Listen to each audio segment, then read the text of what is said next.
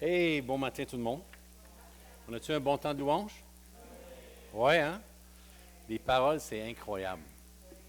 C'est d'élever nos cœurs au travers ce qu'on entend et vraiment de prendre ce temps-là. Et c'est important dans la louange et je vous encourage. Moi, j'ai été longtemps, j'étais dans la louange sans ouvrir la bouche. Sans ouvrir la bouche, dans le sens que je dis, je ne chantais pas. Mais c'est important de proclamer. Parce que, tu sais, on le voit dans les épîtres de Paul, ça dit que si tu confesses de ta bouche, ou si tu proclames, arriver dans ces parvis avec des chants, des cris de victoire, c'est important ça. Pourquoi? Parce qu'il y a quelque chose qui s'opère en nous quand on commence à ouvrir la bouche et qu'on aligne notre cœur avec le ciel. Et vraiment, ça fait toute une différence. Fait que c'est pas ça qu'on va parler ce matin. Mais on va parler ce matin du Saint-Esprit. Puis comment on peut ensemble venir établir nos racines encore plus profondément dans la parole de Dieu, mais aussi par la puissance du Saint-Esprit. Et c'est pour ça ce matin, on va voir 2 versets juste avant de prier, que c'est important de comprendre que ma vie dépend du Saint-Esprit. Dépend de la parole de Dieu, mais sans le Saint-Esprit, la parole de Dieu, elle devient une lettre qui tue. Elle devient une lettre morte et qui ne prend pas vie, ne prend pas racine dans ma vie. Même si tu la connais par cœur. Tu peux connaître, je connais des gens qui connaissent la Bible 10 fois comme moi. Mais tout simplement, ils ne vivent pas la vie dans l'esprit. Mais ils la connaissent. Ils peuvent même s'obstiner. Ils veulent s'obstiner constamment. Déjà en partant, quand tu veux t'obstiner avec la parole de Dieu, c'est déjà pas un bon esprit. Fait que jamais la parole de Dieu t'amène à t'obstiner. Elle t'amène toujours à quoi? À louer Dieu, à honorer, à bénir, à marcher dans l'humilité, tout le temps, constamment. Fait qu'on va voir ça ensemble ce matin. Jean 6, 63, juste avant, pour qu'on prie ensemble, qu'on réalise que si je ne demande pas au Saint-Esprit de m'ouvrir les yeux, je ne comprendrai pas ce que l'Église veut communiquer ce matin, ce que l'Esprit veut communiquer. Et ça dit ceci dans Jean 6, 63, c'est l'Esprit Saint qui donne la vie.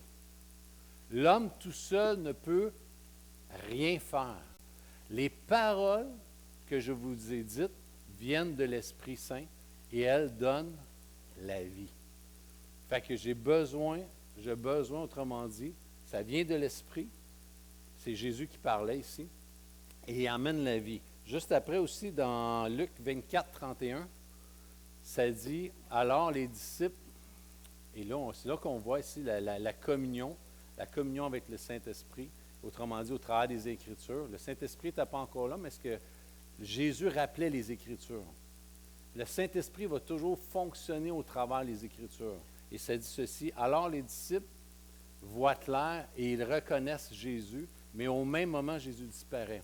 Et ça, c'est les disciples d'Emmaüs sur le contexte ici.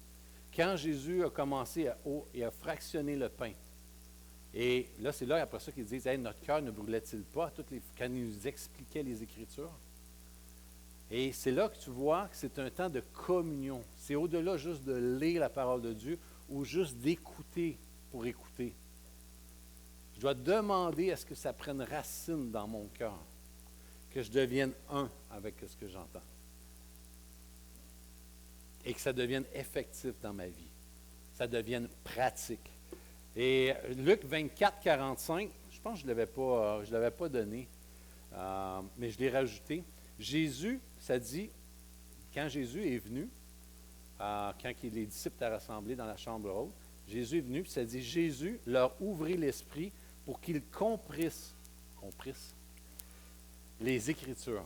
Mais c'est vraiment le verbe, pour qu'ils comprennent les Écritures. Ça dit que Jésus leur ouvrit l'esprit pour qu'ils comprennent les Écritures. Ce matin, j'ai besoin de demander à Jésus, ouvre mon esprit. J'ai besoin de comprendre les Écritures par la puissance du Saint-Esprit. Le Saint-Esprit fait ce travail-là ce matin. Et je veux vous inviter ce matin à le faire, parce que toute votre vie chrétienne dépend uniquement de ce que vous lui demandez. Jésus ne vous forcera jamais. Mais il est ouvert à celui qui lui demande et cherche. Jésus dit, celui qui demande, reçoit. C'est sa promesse. Et je vais vous inviter ce matin. Je vais prier, mais dans votre cœur. Vraiment. Pas juste que ce soit une prière, là, vraiment, vous, à votre place. Demandez. À chaque fois qu'on vient au rassemblement, on va à la prière en haut, mais avant ça, moi, je demande tout le temps, Saint-Esprit, ce matin, j'ai besoin que tu m'enseignes. Et même, je dis souvent, je dis, Seigneur, Saint-Esprit, reprends-moi. Si je suis sur une mauvaise voie, reprends-moi. Pourquoi? Parce qu'on a beaucoup d'angles morts dans nos vies. Beaucoup d'angles morts. Mais le Saint-Esprit dit, si tu me le demandes, je vais te corriger. Et la correction est bonne. Fait qu'on demande ce matin, Saint-Esprit, on reconnaît ce matin que sans toi, on ne peut pas comprendre ce qui va être communiqué ce matin. On a besoin de la recevoir par la foi. Enseigne-nous, éduque-nous selon ta parole ce matin. Viens déverser l'abondance de ta grâce dans nos cœurs ce matin. On réalise qu'on a besoin de toi pour comprendre. Jésus a ouvert l'esprit des disciples pour qu'ils comprennent les Écritures. Ce matin, on veut la même chose au nom de Jésus. Amen. Vous savez que quand on demande ça, on sait que le Saint-Esprit, ça dit que le jour où j'ai reçu le Saint-Esprit, quand j'ai dit à Jésus, viens dans ma vie, j'ai été sauvé là, ça dit que j'ai été scellé du Saint-Esprit. Le Saint-Esprit est en moi. Vrai? Mais c'est comme un peu, je vais vous donner un peu l'explication parce que souvent, des fois, c'est un peu comme une application sur notre téléphone. Tu sais, des fois, on va mettre une application sur notre téléphone pour à bénéficier de cette application-là, d'informations, ces choses-là. Mais avez-vous remarqué qu'avant qu'il te donne toute l'information, il te demande ton approbation? Il te demande, est-ce que tu peux rendre ton email, rentre tes choses? Pourquoi? Puis en même temps aussi, est-ce que tu acceptes, pour accepter de recevoir cette information? Et plus que tu utilises l'application, plus que tu découvres, autrement dit, ce que l'application renferme, tout le bénéfice que tu as besoin par rapport à cette application-là. Mais le Saint-Esprit, c'est un peu la même chose. Si tu ne lui demandes pas de t'aider, à chaque fois que tu lis, tu prends un temps de lecture, à chaque fois que tu te viens, tu dis, Seigneur, j'ai besoin, Saint-Esprit, enseigne-moi. Enseigne-moi. Savez-vous, même à votre travail ne se fait pas sans le Saint-Esprit. Ça ne se fait pas juste à l'Église en passant. Votre travail dans votre couple, Saint-Esprit, au travers de ce conflit, viens parler à mon cœur. Viens parler à mon cœur. Viens déverser ta provision pour notre couple.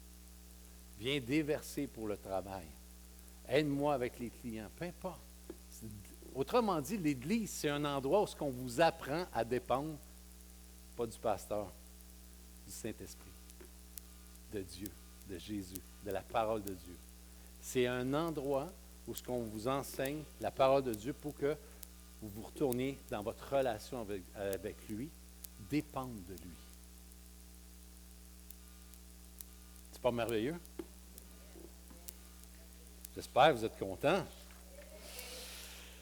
Psaume 90, verset 14, ça dit, je ne sais pas si je l'ai mis, mais ça dit, non, je ne l'ai pas mis, remplis-nous ou rassasie-nous de joie et d'allégresse, ou de ta bonté, ou de ton amour ce matin. Je vais vous le lire, parce que c'est tellement incroyable. J'aime ce verset, et ça dit ceci, Psaume, je l'ai-tu mis en plus? Je vais aller vous chercher. C'est tellement beau, psaume. Psaume de Moïse. Non, 90, j'ai dit? Oui, psaume de Moïse. C'est Moïse qui a écrit ce psaume. Et ça dit au verset 4.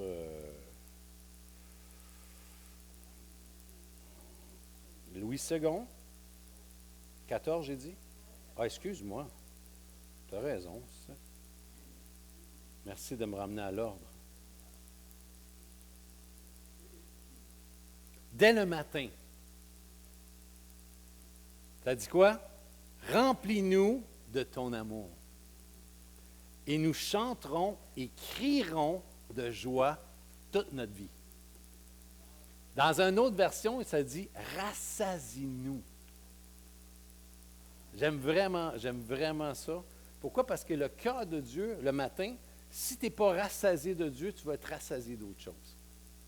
Il y a quelque chose d'autre. Ça peut être de ce que tu t'es levé le mauvais pied. Peu importe. Mais le matin, c'est quelque chose, rassasie-nous. Viens, autrement dit, remplis-moi ce matin. Pourquoi? Et c'est pour ça que la Bible dit, soyez remplis de l'Esprit. L'Esprit, constamment, est en connexion, il est relié comme ça avec la parole de Dieu. Il ramène la parole de Dieu dans nos cœurs. Pourquoi que je parle assez régulièrement de ça? Pourquoi? Parce que je crois de tout mon cœur que même si vous écoutez 500 messages par semaine, si vous ne prenez pas le temps de laisser s'asseoir la parole de Dieu dans vos cœurs, qu'elle prenne racine et qu'elle devienne pratique, c'est 500 messages de trop. Tu n'as pas besoin de 50 messages. Tu as besoin de t'arrêter et de parler, de rentrer en communion avec l'Esprit. Et de laisser faire ce travail dans ton cœur. C'est pour ça ici que la parole de Dieu, elle a un but. Elle veut faire quoi? Tu sais, ça dit dans Psaume 107, verset 20, Dieu envoya sa parole et il est... Mais connaissez-vous le verset juste avant? Ça dit, dans leur détresse, ils crièrent à l'Éternel. Comment elle peut guérir? Et c'est pour ça, même dans le counseling, c'est ce qu'on fait. Dans le counseling, c'est qu'on emmène les gens à la parole de Dieu et qui crient à Dieu au travers de la parole pour que Dieu vienne les guérir et qu'elle prenne place dans leur cœur. Parce que c'est la parole de Dieu qui guérit, qui restaure. Et c'est pour ça que le counseling, c'est pour ça qu'il va dépendre. Tu peux pas, c'est pas toute ta vie dans le counseling.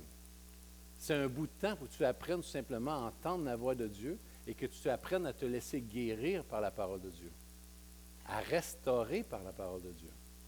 Et là, tu deviens de plus en plus amoureux de la parole de Dieu. Il n'y a personne qui dit, as-tu lu ta Bible ce matin? Je désire ça. Je le désire parce qu'elle fait un travail à l'intérieur. Et je vous dis, c'est ainsi comme qu'est-ce que Pasteur Jean vive, toute la famille Cloutier. Si ce n'est pas autre chose que l'espérance qui prend place en nous, c'est difficile. C'est difficile. Très difficile. Et je pense que c'est dans Romains, juste vous donner ce matin, Romains, je pense que c'est Romains 15. Ah oui, je pense que c'est vrai ça ici, qui me vient à l'esprit, j'avais lu ça cette semaine.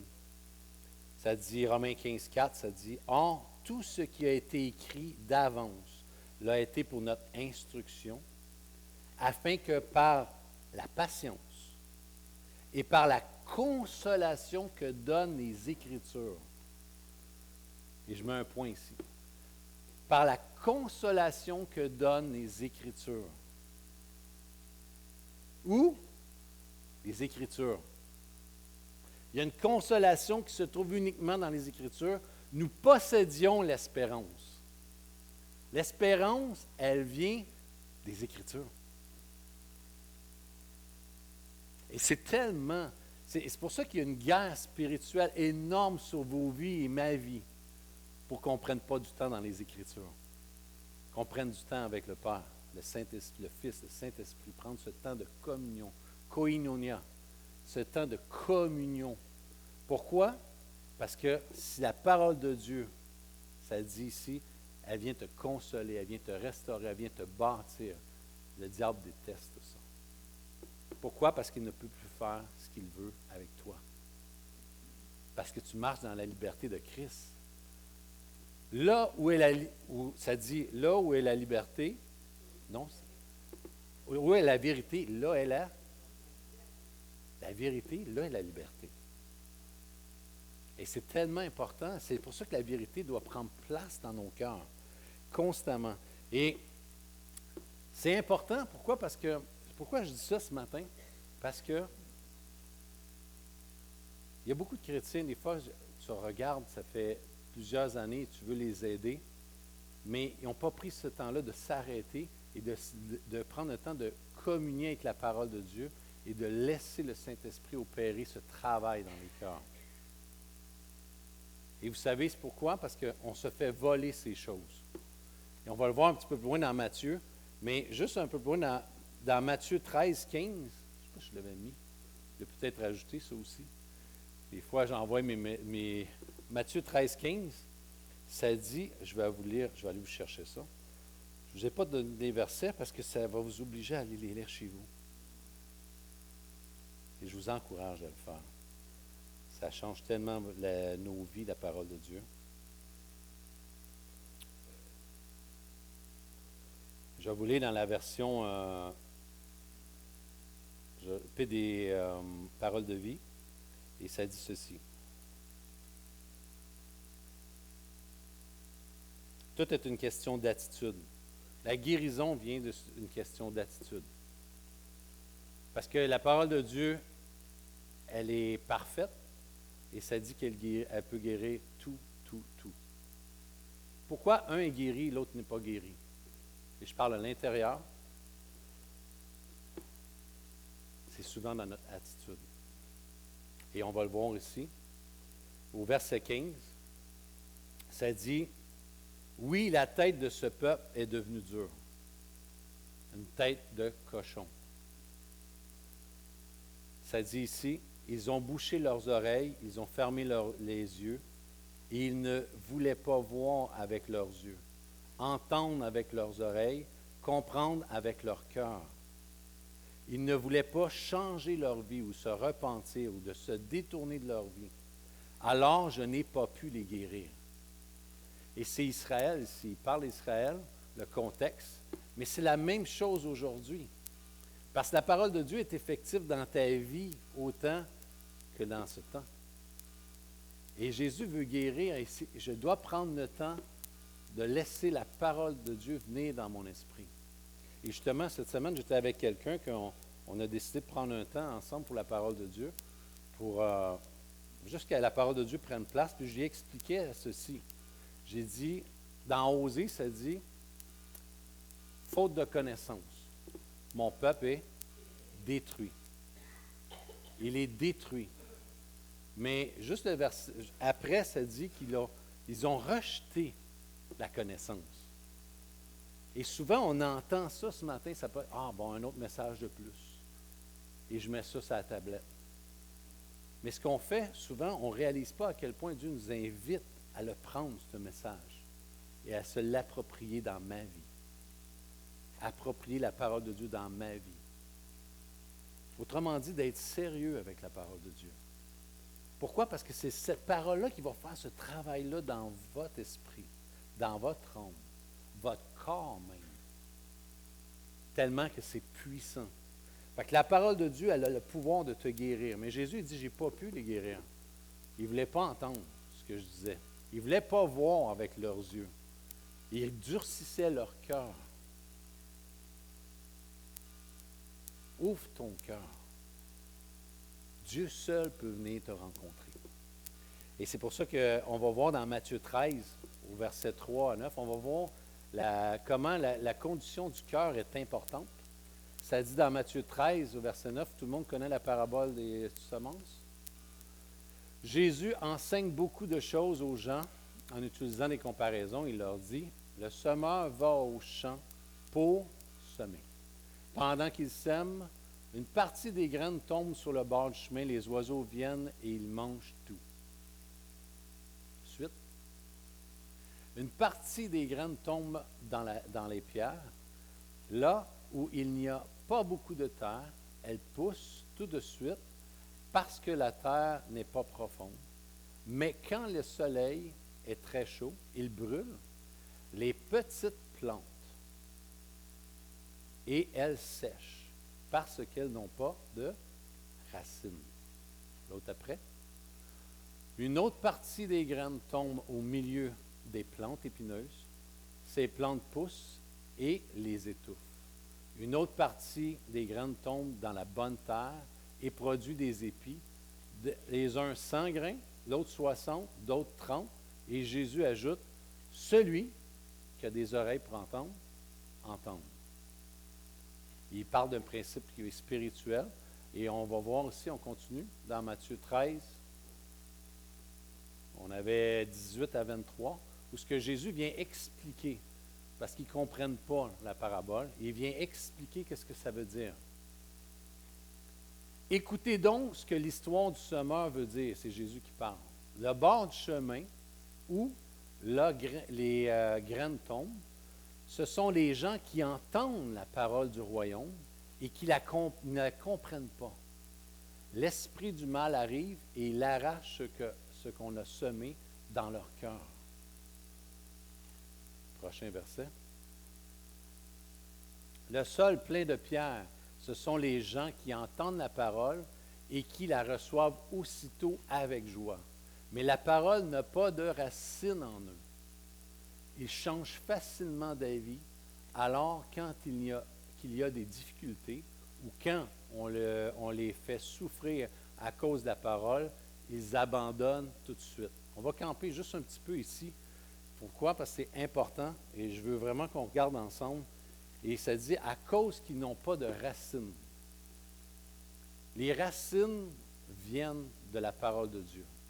C'est ainsi, on a, vous savez, avec la belle été qu'on a eue chaude, on avait planté quelques plantes et c'est incroyable. Tu avais beau les arroser, ils ont grillé. Ils ont grillé, pourquoi? Parce qu'il n'y avait pas assez de racines. Les autres à côté avaient des racines, ils ont réussi à survivre.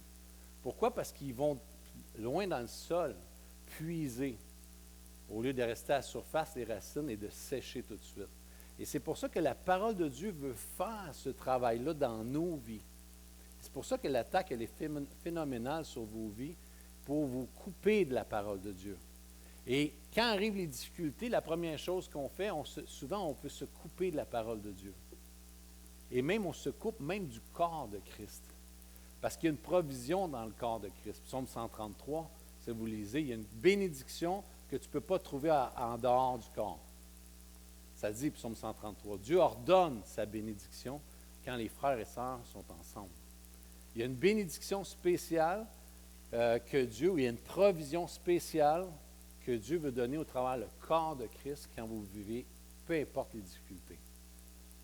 Souvent, des gens vont me dire, « Ouais, mais je vais revenir à l'Assemblée quand je vais être correct, quand Dieu va m'avoir restauré. » Mais dans le processus de restauration, tu oublies que le corps de Christ est une provision. Et il est une provision. Et tu crois, moi, et ça pour ma propre vie, il y a eu des temps que je vivais des moments intenses et je faisais juste venir me cacher dans le corps. Je me cachais. Même mon cœur était comme pas là, mais je dis, Seigneur, je sais, je crois à cette promesse que tu vas. Et il y avait un témoignage, un frère, un encouragement, une prière, un message. Et là, la parole de Dieu venait me vivifier. Et la joie du Seigneur prenait sa place. La joie du Seigneur, c'est quand ton esprit est vivifié par la parole de Dieu. La vraie joie du Seigneur vient de ce que ton esprit est vivifié par la parole. Ça le dit dans la parole de Dieu. La joie du Seigneur est ma force. Fait que c'est pour ça que la parole de Dieu a fait ce travail-là. Et les racines vont grandir à travers quoi? L'étude de la parole de Dieu, l'exposition de la parole de Dieu. Quand je prends juste le message. Vous n'avez pas besoin d'aider. Tu fais juste prendre le message qui est là, tu vas revoir les versets, tu demandes au Saint-Esprit de te révéler. Et tu demandes, Seigneur, on a entendu parler de ça ce matin, et même ça, dans ma vie, ce n'est pas effectif. Je me lève le matin, je ne suis pas rassasié de ton amour parce que je ne prends même pas de temps avec toi. Seigneur, j'ai besoin que tu m'aides, Saint-Esprit, à céduler mon temps avec toi, à ramener les choses avec toi. Parce que je vois qu'il y a un grand bénéfice là, et t'honorer, mais en même temps être rencontré par toi. Parce que tu désires ça dans ma vie. Et c'est en lui demandant que ça se fait. L'étude de la parole de Dieu, de méditer la parole de Dieu. Dans le psaume 1, tout le monde connaît le psaume 1. Oui. Oui, mais avant, psaume 1, ça dit « Voici l'homme heureux. Il n'écoute pas les conseils des gens mauvais. Il ne suit pas l'exemple de ceux qui font le mal. Il ne s'assoit pas en compagnie des moqueurs. Au contraire, il aime l'enseignement du Seigneur. Il le redit jour et nuit dans son cœur. Autrement dit, il le médite jour et nuit. Ça dit, il est comme un arbre planté près des courants d'eau. Avoir planté mes plantes près d'un courant d'eau, il ne serait pas morte. Pourquoi? Parce qu'il aurait pu, tellement ça aurait humidifié la terre constamment, il aurait pu réussir à vivre. Mais c'est la même chose dans nos vies. Souvent, les émotions, on a les émotions tout à l'envers. Le meilleur temps à faire, c'est de prendre un temps dans la parole de Dieu. Et dire, Seigneur, viens me rencontrer. Parle à mon cœur. Viens me guérir à l'intérieur. Prendre du temps de s'arrêter, de s'asseoir et de méditer. Méditer la parole de Dieu. Josué 1, 8 et 9. Tout le monde connaît ce verset, on va revenir là, mais je ne sais pas, Josué 1, 8 et 9. Ça dit, d'une autre version, pour vous mêler un peu, c'est « Répète sans cesse les enseignements du livre de la loi. Redis-les dans ton cœur jour et nuit. Ainsi, tu t'efforceras. » Qu'est-ce que ça fait, la parole de Dieu, quand elle vient constamment dans mon cœur? Il y a des actions qui commencent à prendre place dans ma vie. Des nouvelles actions prennent place dans ma vie. Pourquoi? Parce que constamment, j'ajuste mon cœur avec celui de Dieu. Et ça dit, « T'efforceras d'obéir à tout ce qui est écrit. De cette façon, tu mèneras tes projets avec succès et ils réussiront. Je t'ai commandé d'être fort et courageux, ne tremble pas, n'aie pas peur, car moi, le Seigneur, ton Dieu, je serai avec toi partout où tu iras. » Ça, c'est une promesse que Dieu nous donne aussi pour nos propres vies aujourd'hui. De donner à Josué, mais pour nos propres vies. Et le mot ici, le mot pour méditer la parole de Dieu, c'est « aga ». Ça veut dire gémir, grogner. Je rumine. Vous vous rappelez pas, qui connaît la série, moi j'ai entendu parler de ça, je suis trop jeune, hein? La série Les Mal Léchés. Ben, vous êtes vieux en temps si vous connaissez ça. Mais Les Mal Léchés, vous vous en rappelez? Ma et pas. Puis tu avais pas qui était... Tu es tout le temps en train de ruminer, grogner. Mais c'est ça que ça veut dire. C'est constamment, je rappelle, le psaume 23, exemple. Éternel est mon berger, ne me manquerai de rien. Constamment, je peux murmurer ça. Et je repasse dans mon cœur, dans mon esprit. Et vraiment, ça dit grogner, ça dit prononcer, dire, penser, proclamer la parole de Dieu. Méditer, c'est que constamment, même moi, sur l'heure du midi, j'arrive un temps au bureau, je m'arrête, je prends un temps pour manger, je ressors les 2-3 versets du matin qui m'ont popé vraiment et je les relis. Je les ramène dans mon esprit. Et Seigneur, hey, ça ici, je veux que ça prenne place dans ma vie, ça. Saint-Esprit, aide-moi. Fais-moi grandir dans cette sphère de ma vie, dans ma vie de prière avec toi. Tu dis que de prier sans cesse. Seigneur, donne-moi. Et là, à toutes les fois, ma vie, elle a grandi dans la prière. Si je vois des gens sur la route, tu vois des gens, un accident, peu importe quoi, tu es toujours en train de, tu intercèdes là, tu intercèdes là. Ta vie de prière grandit, tu intercèdes pour ta famille. Pourquoi? Parce que la plus grande efficacité, c'est l'intercession. Fait que tu grandis dans cette sphère en demandant à Dieu. Fait que méditer la parole de Dieu, c'est quelque chose de hyper important. Psaume 119, verset 23, et c'est pour ça que ça va prendre racine dans vos vies, dans nos cœurs. Et ça dit, Psaume 119, au verset 23, ça dit, « Des princes ont beau s'asseoir et parler contre moi, ton serviteur médite tes prescriptions. » Tu sais, quand quelqu'un parle en mal de toi, ou a dit des choses fausses sur toi, ou peu importe, et là, au lieu de commencer à méditer ça, il se détourne de ça. Il commence à méditer ses prescriptions. Qu'est-ce que Dieu a donné? La parole de Dieu. Tes préceptes font, et ça dit, ce sont mes conseillers. Les préceptes de Dieu, la parole de Dieu vient ton conseiller dans tout ce que tu entreprends. Et c'est là que tu réussis. Pourquoi? Parce que les préceptes de Dieu sont éternels. Jamais tu ne pourras jamais remplacer ça.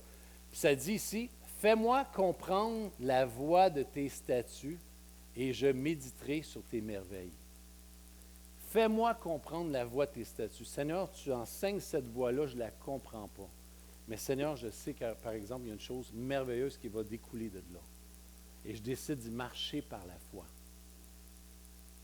Pourquoi? Parce que tu ne te trompes jamais, jamais, jamais avec Dieu. Quand tu médites la parole de Dieu, c'est elle qui te transforme. Ça dit tes ordres, ça dit, font toute ma joie. Et c'est ça qui deviennent mes conseillers.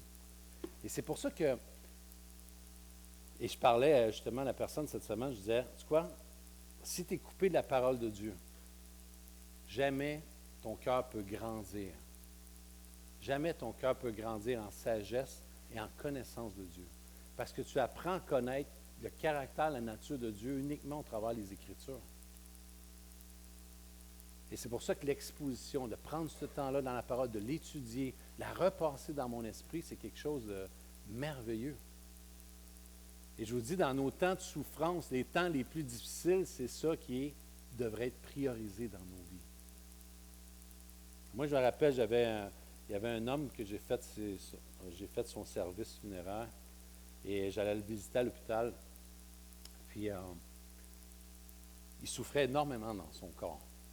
Tu sais, quand tu souffres énormément dans ton corps, c'était un cancer qui était généralisé, puis il souffrait beaucoup. Puis, au travers de ça, Dieu m'avait rappelé Romains 8, c'est 18, je me rappelle bien. Ça dit les souffrances du temps présent. Ils ne sont rien à comparer au poids éternel de gloire que Dieu te réserve. Il dit quoi?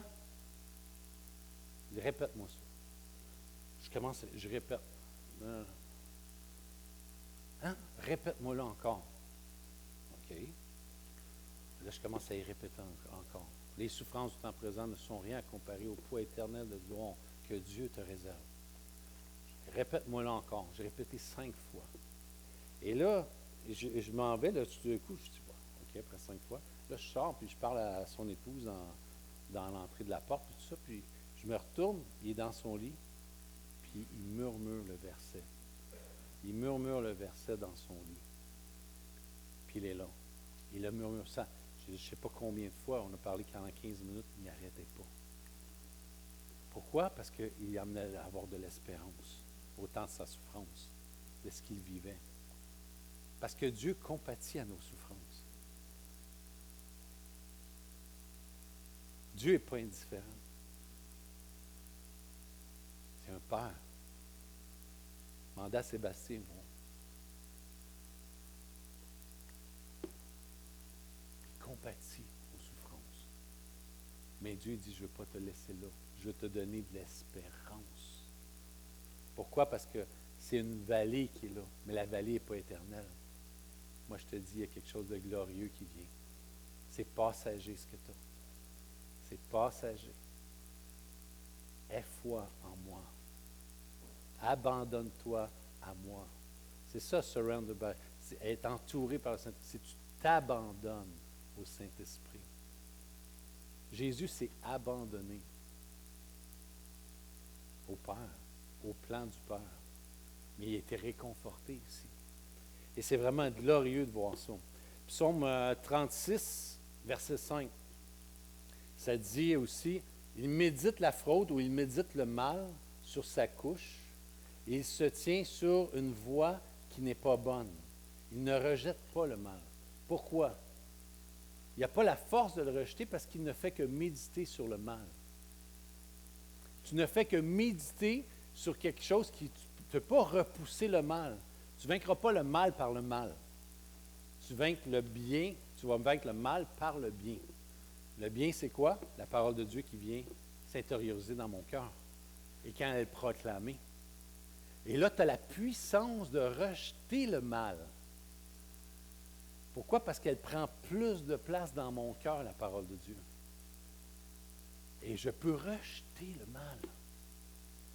C'est quelque chose de très puissant. Mais je peux méditer, ça me dit ici dans le psaume, je peux méditer le bien, qui est la parole de Dieu, ou je peux méditer. On va prendre le non-pardon.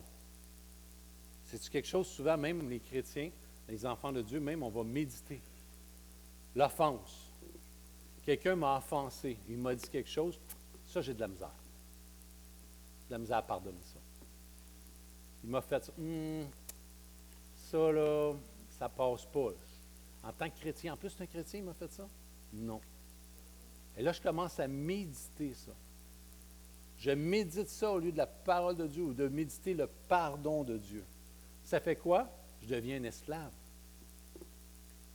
Je deviens esclave de l'offense. Et ça dit ici, ça dit, plus tu écoutes la parole de Dieu, plus tu écoutes la parole de Dieu, plus que tu es, autrement dit, ça va venir remplacer mes fausses croyances et le mal en moi. Ça va le remplacer. Il y a quelque chose d'autre qui va prendre place. Plus de toi, qu'on dit, Jésus. Moins de moi. Plus de toi. Romains, dans Proverbe 10-12, est-ce que je l'avais mis? Non plus? Oui? Hey, Proverbe 10-12. Une personne qui déteste les gens provoque des disputes. Quelqu'un qui est toujours en train de se disputer constamment, ce n'est pas quelqu'un qui aime. Toujours à tous les endroits, c'est le chaos, c'est les conflits. C'est quelqu'un qui n'aime pas les gens. Mais ça dit ici, mais celle qui aime les autres pardonne quelques fautes. Certaines fautes. Toutes les fautes. Toutes les fautes. Elle pardonne toutes les fautes. C'est quoi le problème? Le problème, c'est une question de méditation. C'est ce que je médite. Si je médite l'offense, si je médite... moi, je n'accepte pas les paroles qu'elle m'a dit. Et je vous dis, c'est important, ça. Parce que ça va affecter votre vie spirituelle. Vous stoppez votre croissance s'il n'y a pas confession, là. Et si vous ne relâchez pas le pardon. C'est important. C'est qu'est-ce qu'il y a de plus important, et ça, on voit ça multiple dans les familles, dans nos propres familles, dans la famille de Dieu. Les gens changent d'église parce que quelqu'un les a offensés. Tu fais juste repousser à plus tard l'autre test qui va être là, l'autre test qui va être là, parce que Dieu veut t'emmener plus loin, à la ressemblance de Christ, puis Christ relâche tout. Il a payé pour tout. Et tout est une question de médite les bonnes choses. Si tu médites sur le pardon de Dieu, je te promets que tu vas relâcher. Et tu demandes à Dieu, fais-le en moi. Tu dis que je ne peux rien faire sans toi, fais-le.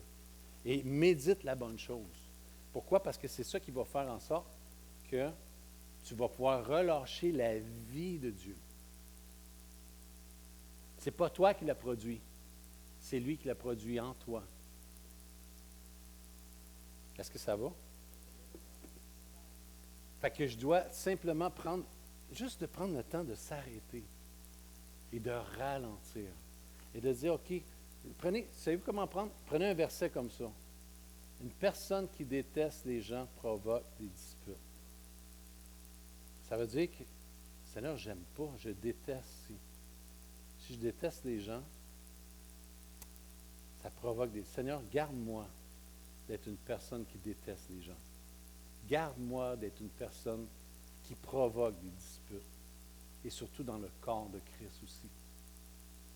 Et ça dit ici, mais celle qui aime, Seigneur, je veux aimer comme dans ce proverbe. Je veux aimer comme dans ce proverbe. Fais-le en moi. Saint-Esprit, emmène-moi à aimer comme tu aimes. Aimer les autres. Ça dit qui aime les autres, pardonne. Seigneur, j'ai un problème avec ça ici. Parce que je vois d'une façon naturelle. Aide-moi à pardonner. Saint-Esprit, imprègne. Et je vous promets, ce que vous faites dans ce temps-là, quand vous avez une difficulté avec quelque chose dans votre vie, une sphère dans votre vie, prenez tous les versets, allez chercher dans Concordance tous les versets sur le pardon. Écrivez-le vous-même à la main. Et demandez et priez que le Saint-Esprit imprègne ça. Et demandez au Saint-Esprit de vous montrer à quel point que vous êtes pardonné. Parce que pas relâcher le pardon dans la vie des autres, c'est que je ne vois pas à quel point j'ai été pardonné.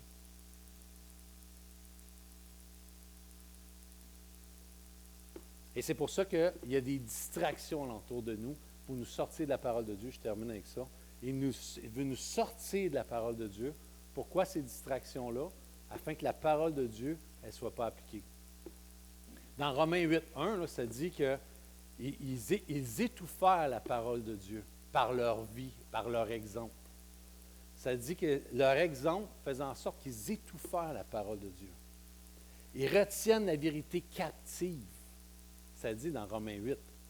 Pourquoi? Parce que chacun cherche ses propres intérêts. Il cherche que ses voies.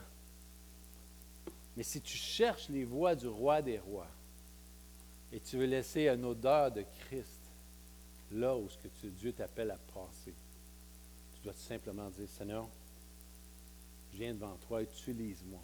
Et que la parole de Dieu, ce que tu me donnes, prenne racine et que j'y marche abondamment. La distraction, c'est que ça veut te faire vivre dans un temps qui est temporaire. Ça va tuer ton temps même avec Dieu. C'est pour ça que c'est important. Même moi, le matin, j'ai fait un pacte avec Dieu. J'ai dit, Seigneur, le matin, et les fois, je me suis fait prendre parce que j'ai échoué. Je dis, Seigneur, tu sais, je vois des messages des gens, ou des fois que les gens m'envoient, ou mon fils, ou ces choses-là. Je dis, Seigneur, je prends la parole de Dieu. Puis si c'est un problème, mets ça de côté, prends ta Bible en papier. Laisse-toi pas distraire le matin. Donne tes premières pensées. Tu sais, ça dit donner les prémices de ton revenu. Donne les prémices de tes premières minutes, donne-les à Dieu le matin. Je te promets, ta journée ne sera pas pareille. Autrement dit, deal pas avec ça. Vraiment, sois ferme là-dedans. Et va le matin, premièrement, à lui. Celui qui peut combler et remplir ton cœur. Ralentis, prends du temps, lis tranquillement la parole de Dieu, médite, répète-la. La parole de Dieu, répète-la même à haute voix, proclame-la, chante-la. Absorbe la parole de Dieu dans ton cœur. Sois une éponge de la grâce de Dieu.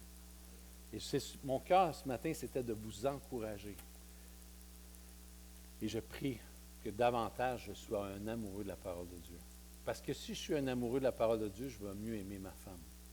Je vais mieux la servir. Je vais mieux vous servir dans le corps de Christ. Je vais mieux vous aimer. À mon travail, je vais mieux aimer les gens. Je vais bénir les gens qui m'entourent, mes voisins, peu importe. Et c'est ce que Jésus veut. Père, ce matin, on veut te dire merci pour ta parole. Merci pour le Saint-Esprit qui est là pour nous emmener plus loin, à te connaître et à faire connaître ton nom à tous ceux qui nous entourent. Vraiment, ce matin, Seigneur, prends toute la place dans nos cœurs. Et vraiment, on veut te dire merci pour déjà le travail que tu fais merveilleux dans chacun des cœurs ici. Seigneur, c'est notre prière ce matin. Emmène-nous plus loin avec toi. Qu'on diminue, que tu croisses dans nos vies davantage. Et vraiment, on veut te dire merci. Merci de ce que tu nous as pardonné en Jésus. Merci pour la vie abondante à laquelle tu nous appelles et que tu nous donnes de marcher chaque jour. On te bénit et on te rend gloire au nom de Jésus. Amen.